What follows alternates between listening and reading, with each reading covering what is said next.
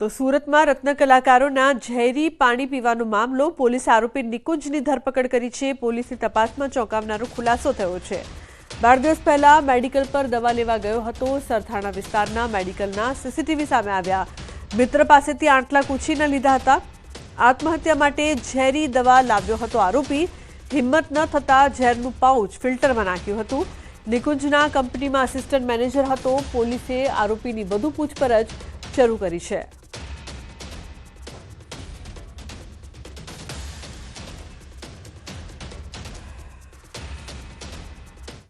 તો નકલી કૂપનથી 7.50 લાખના દૂધનું વેચાણ ઊંઝાના ટુંડાવ દૂધ મંડળીમાં કૌભાંડ।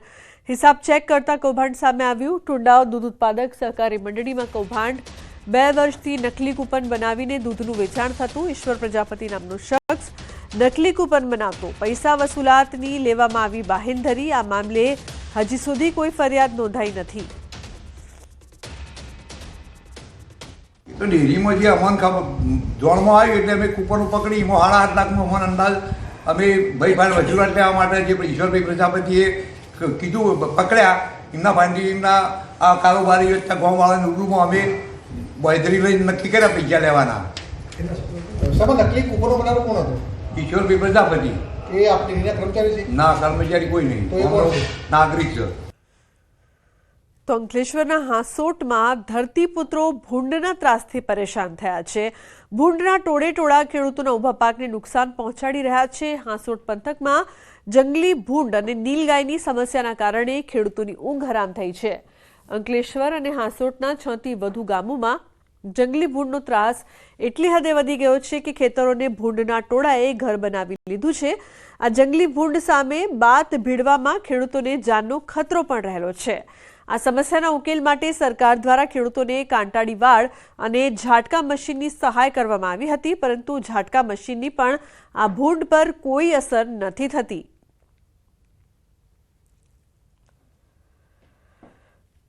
છેલ્લા 10 વર્ષથી આ ડુક્કરનો ભારે ત્રાસ હોવાને કારણે બહુ નુકસાન થાય છે અમને ને હવે છેલ્લા સરકારશ્રીનો બી અમને ઝટકા મશીન મળ્યું પણ તેનો બી હજુ ઘાટા નથી। એ લોકો જૂનમાં આવે છે એટલા માટે એ પણ નથી સક્સેસ। ઘણા વર્ષથી શેરડીની ખેતી કરું છું। શેરડીની ખેતી કરું ડુક્કરના ત્રાસથી મારે શેરડી પાકતી નથી। એના કારણે ઝટકા મશીન મૂક્યું। ઝટકા મશીનથી ડુક્કર એને પણ ગણતા નથી।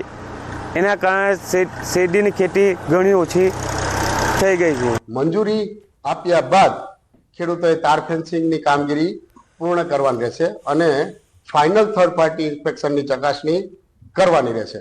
આખરી જે કંઈ ચૂકવણું આપણે કરવામાં આવે છે એ થર્ડ પાર્ટી ઇન્સ્પેક્શન રિપોર્ટના આધારે કરવાનું રહેશે। તો ઉના શહેરની ગલીઓમાં સિંહણના આટાફેરા। જશરાજ ટાઉનશીપમાં સિંહણના આટાફેરા। રાત્રિ દરમિયાન સિંહણે સોસાયટીમાં લટાર મારી। સિંહણના આટાફેરાથી લોકોમાં ફફડાટ ફેલાયો। ઘણા સમયથી ઉના શહેરના વિવિધ વિસ્તારોમાં સિંહ, દીપડાઓ સહિતના રાની પશુઓની અવરજવર સતત વધતી જોવા મળી રહી છે। હજુ થોડા સમય પહેલા એક સ્કૂલમાં સિંહ જોવા મળ્યો હતો। તો લોકોમાં ભયનો માહોલ। તો બીજી તરફ નર્મદા એસઓયુ વિસ્તારમાં રાત્રે દીપડો દેખાયો।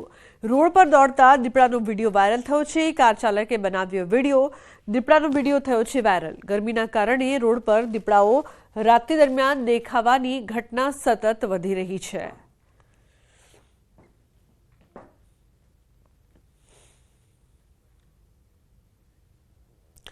નર્મદા જિલ્લામાં એકતાનગર ખાતે આવેલા સરદાર પટેલ ઝૂઓલોજી પાર્ક જંગલ સફારીમાં પ્રવાસીઓનો જમાવડો જોવા મળી રહ્યો છે। હાલમાં નર્મદા જિલ્લાનું તાપમાન 35 થી 40 ડિગ્રી છે, પરંતુ પ્રવાસીઓ આટલી ગરમીમાં પણ અહીંનો આનંદ લઈ રહ્યા છે। ઝૂઓલોજી પાર્ક જંગલ સફારીમાં દેશી અને વિદેશી 1500થી વધુ પશુ પક્ષીઓ આવેલા છે। તો અહીંયા પ્રાણીઓ અને પક્ષીઓને અનુકૂળ વાતાવરણ મળી રહે તે માટે ખાસ કાળજી લેવામાં આવી છે। જંગલ સફારીમાં રહેતા પ્રાણીઓ અને પક્ષીઓને ગરમીથી બચાવવા મેનેજમેન્ટ દ્વારા એસી, કુલર, વોટર સ્પ્રિંકલર્સ, ફુવારાનો ઉપયોગ કરીને પાણીનો છંટકાવ કરવામાં આવી રહ્યો છે। તો આ તરફ પ્રવાસીઓ પણ ત્યાંની વ્યવસ્થાને બિરદાવી રહ્યા છે।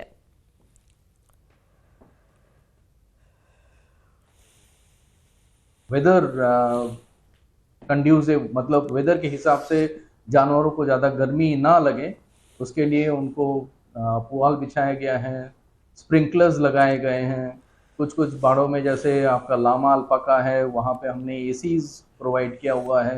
डिजर्ट कूलर हर કાર્નિવોર એક્ઝિબિટ में લગ ગયા है। અમને બહુ જ સારી વ્યવસ્થા લાગી। અહીંયા એટલું ચાલવું પણ ન પડ્યું અને એટલા મસ્ત વ્હાઇટ લાયન દેખાણા, 2 ટાઈગર દેખાણા। એક તો આફ્રિકન જંગલી બિલ્લી તો બહુ જ ક્यूट હતી, એ भी तो पहली बार જોઈ।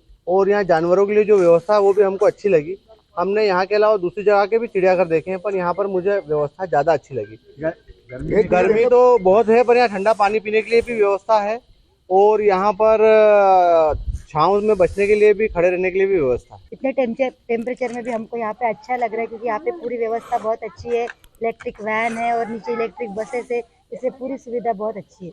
यहाँ पे जो हमने जो पक्षियों का देखे ना, वहाँ पे हर पक्षी के लिए पानी की व्यवस्था की है, उनके खाने की व्यवस्था की है। કેવડિયા કોલોની ખાતે સ્ટેચ્યુ ઓફ યુનિટી બન્યા બાદ અનેક પ્રોજેક્ટ આવ્યા, જેમાં સૌથી જો પ્રવાસીઓ માટે હોટ ફેવરિટ હોય તો જે છે જંગલ સફારી। આ જંગલ સફારી પાર્કમાં હાલ કહી શકાય કે દેશ અને વિદેશના જે પ્રાણીઓ છે જે લાવવામાં આવ્યા છે, જેને જોઈ પ્રવાસીઓ તો ખુશ થાય છે, પરંતુ સાથે સાથે હાલ ઉનાળો ચાલી રહ્યો છે। 44 થી 45 ડિગ્રી તાપમાનમાં આ ઉનાળામાં જે પ્રાણીઓ છે જેમને બચવા માટે સ્પેશિયલ ફુવારા પણ મૂકવા દેવામાં આવ્યા છે, પાણીનો છંટકાવ કરવામાં આવી રહ્યો છે, એસીથી માંડી કુલર બુલરની બધી તમામ વ્યવસ્થા કરી દેવામાં આવી છે। એટલે જે અહીં પ્રાણીઓ જે છે એ ઉનાળાના આટલા 44 થી 45 ડિગ્રી તાપમાનમાં પણ સારી રીતે રહી શકે છે અને તેમની તમામની જે કાળજી છે એ પૂરેપૂરી લેવામાં આવે છે। એટલે કહી શકાય કે જે જંગલ સફારી પાર્ક છે, જંગલ સફારી પાર્કમાં દેશ અને વિદેશના જે પશુ પક્ષીઓ છે જેમની પૂરેપૂરી જંગલ સફારી તરફથી કાળજી લેવાઈ રહી છે। દીપક પટેલ, ન્યૂઝ 18 ગુજરાતી, નર્મદા। તો બુલેટિનમાં હાલ રોકાઈશું એક બ્રેક માટે। આપ જોતા રહો ન્યૂઝ 18 ગુજરાતી।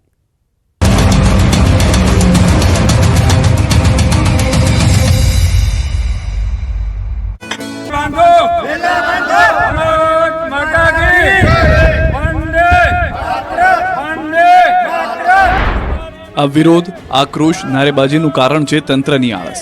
જૂનાગઢના બામણાસા ખેડ ગામમાં દર વર્ષે ચોમાસામાં ઓજત નદીનું પાણી છોડાતા પાળ તૂટી જાય છે, ખેતરો ખેદાન મેદાન થઈ જાય છે।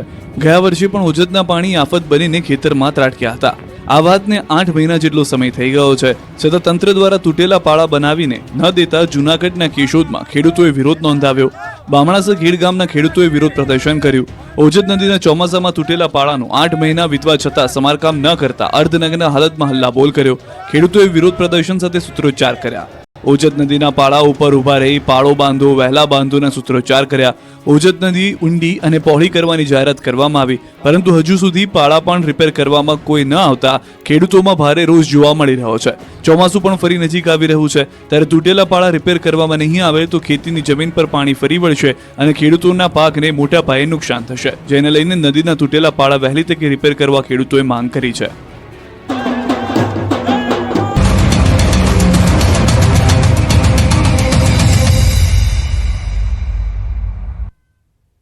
Welcome back. સમાચારમાં આગળ વાત કરી જામનગરની, તો આજી નદીમાં વાહન ખાબક્યું, ડ્રાઈવરનો થયો આબાદ બચાવ। હાઈવે પર જતો બોલેરો પિકઅપ વાહન નદીમાં ખાબક્યું।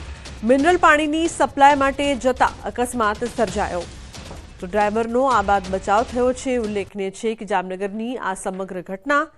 કિંજલ જોડાયા છે વધુ માહિતી માટે। કિંજલ, શું વધુ અપડેટ આ સમગ્ર મામલે?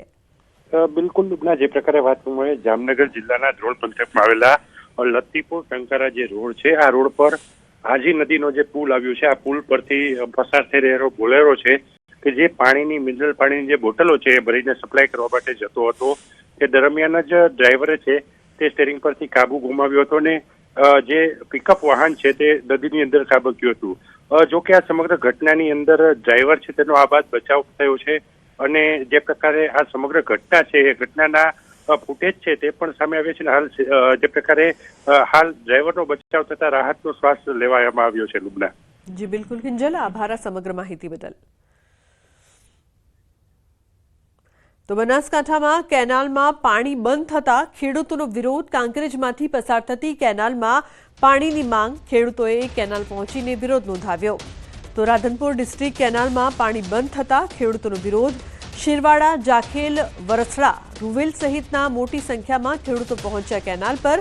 પાણી આપોના નારા સાથે ખેડૂતોએ નોંધાવ્યો વિરોધ। તો 15 દિવસ વધુ કેનાલ ચાલુ રાખવા કાંકરેજ પંથકના ખેડૂતો માંગ કરી રહ્યા છે.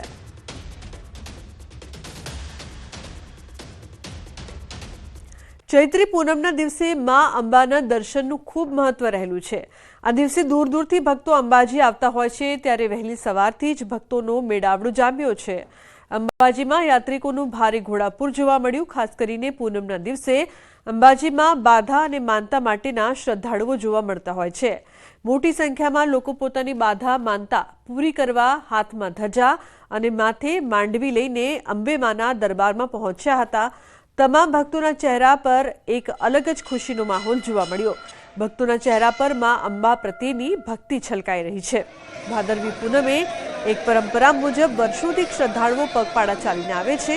તેમાં ચૈત્રી પૂનમે શ્રદ્ધાળુઓ પોતાની બાધા માનતા પૂર્ણ કરતા પગપાળા ચાલી અંબાજી આવે છે.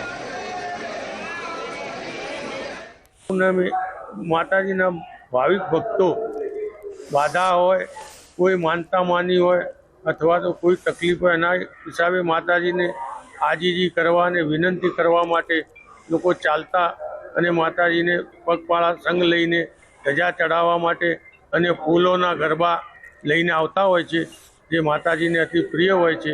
ભાદરવી પૂનમ એટલે નાચવા ગાવાની છે અને આ પૂનમ એટલે માનતાની ગરબાની પૂનમ કહેવાય.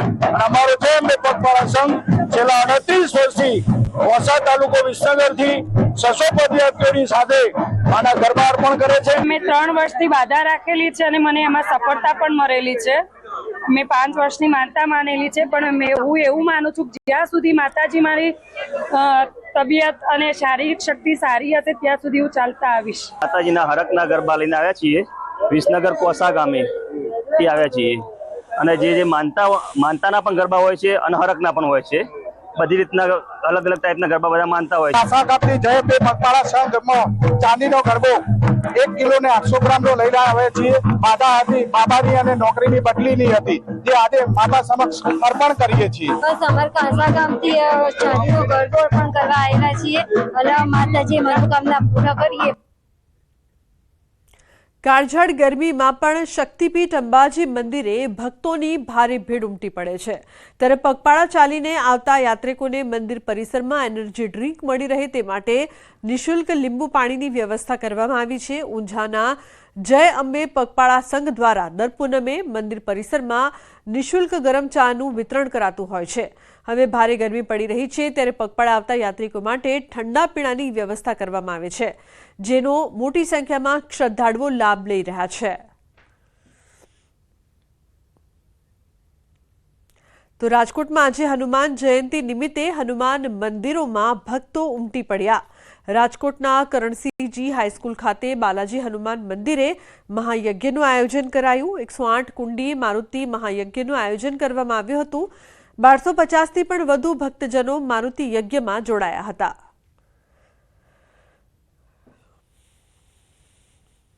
તો આ તરફ સાળંગપુર ધામમાં હનુમાન જયંતીની ભવ્યાતિ ભવ્ય ઉજવણી થઈ રહી છે. હનુમાન ભક્તો પર 51,000 ફુગ્ગાનો વરસાદ, 250 કિલોની કેકનું કટિંગ. સાળંગપુરમાં હનુમાન જયંતીની આ રીતે ભક્તિભાવ અને હર્ષોલ્લાસ સાથે ઉજવણી કરાઈ. દાદાના ભક્તો પર 51,000 બલૂન ડ્રોપ વરસાવાયો. હનુમાન દાદાની જયંતીને લઈને સંતો દ્વારા 250 કિલોની કેકનું પણ કટિંગ કરાયું. તો ભક્તિમય માહોલમાં ભક્તો ડીજેના તાલે ઝૂમી ઉઠ્યા હતા. સમગ્ર મંદિર પરિસર કષ્ટભંજન દેવના જયકારાથી ગુંજી ઉઠ્યું હતું. હનુમાન જયંતીના દિવસે મંગળા આરતી, શણગાર આરતી કરવામાં આવી, જેમાં કષ્ટભંજન દેવ દાદાએ સુવર્ણ વાઘા ધારણ કરીને ભક્તોને દર્શન આપ્યા. પંચમુખી હનુમાનજી મહારાજની મૂર્તિનો અભિષેક તથા અન્નકૂટ આરતીના પણ લાખો ભક્તોએ દર્શન કર્યા. આચાર્ય રાકેશ પ્રસાદ દાસ અને 1000થી વધુ ભક્તોએ દાદાના દરબારમાં સમૂહ યજ્ઞમાં બેસવાનો લાભ લીધો. તો મહત્વનું છે કે હનુમાન જયંતીની ભવ્યાતિ ભવ્ય ઉજવણી કરવામાં આવી રહી છે. દાદાના દર્શન, રોશનીથી શણગાર. તો સાળંગપુર ધામમાં પણ મોટી સંખ્યામાં ભક્તો પહોંચી રહ્યા છે, ખાસ આરતીનો પણ લાભ લઈ રહ્યા છે.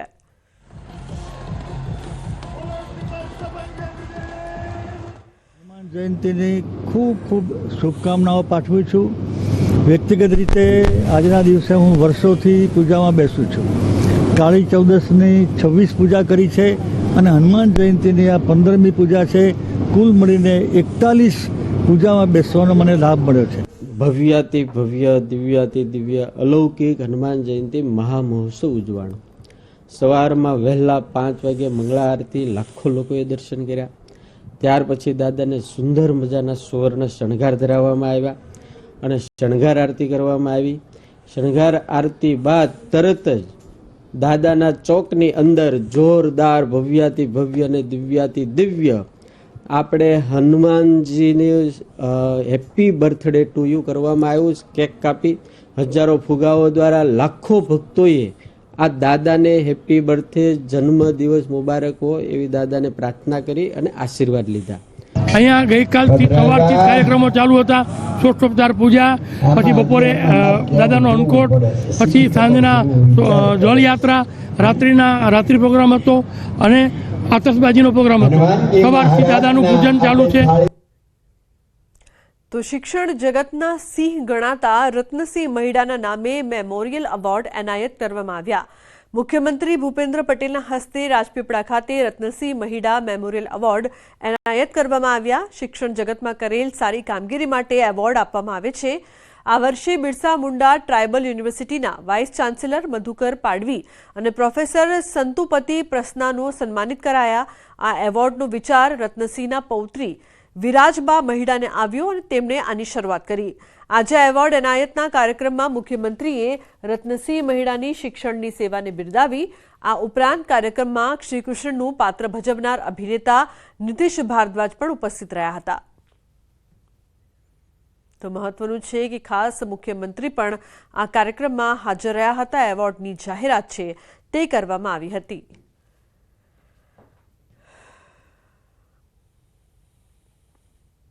સ્વર્ગસ્થ રત્નસિંહજીના વારસાને આગળ ધપાવવા તેમના પૌત્રી વિરાજબા મહિડાએ આ રત્નસિંહજી મહિડા મેમોરિયલ એવોર્ડની પહેલી શરૂ કરી છે. તેમને હું ખૂબ ખૂબ અભિનંદન પાઠવું છું. ये एक सौभाग्य है मेरा कि भारतवासी मुझे कृष्ण समझते हैं या उस पात्र के माध्यम से मैंने जो काम किया उसके लिए मेरा सम्मान करते हैं, प्रेम करते हैं. तो मुझे लगा ये मेरा दायित्व बनता है, कर्तव्य बनता है कि ऐसे एक अच्छे कार्यक्रम में अपनी उपस्थिति दूं. દર વર્ષે આ એવોર્ડનું જાહેરાત થશે. મારું કાર્યક્ષેત્ર જેમ ટ્રસ્ટનું બંધારણ પ્રમાણે જે કહે છે કે આખું કાર્યક્ષેત્ર ભારત છે, તો એ કાયમ મારે ક્યાંકથી ને ક્યાંકથી કોક ને કોક જે શિક્ષણમાં આગળ વધ્યું હોય એને આ એવોર્ડ આપવામાં આવશે. તો બુલેટિનમાં હાલ બસ આટલું જ. તમામ મહત્વપૂર્ણ સમાચાર માટે આપ જોતા રહો ન્યૂઝ 18 ગુજરાતી. નમસ્કાર.